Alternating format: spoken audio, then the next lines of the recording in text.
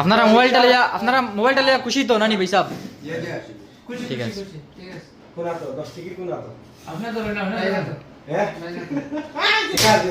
একবার আইলি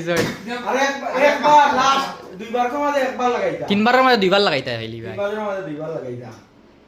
এটা মনি মোবাইল হাইলা কান দিতে কিয়া আপনার গিফট চলে অফার কো না ভাই ভিডিও লম্বা হয়ে যার কইলাই কো জলদি কো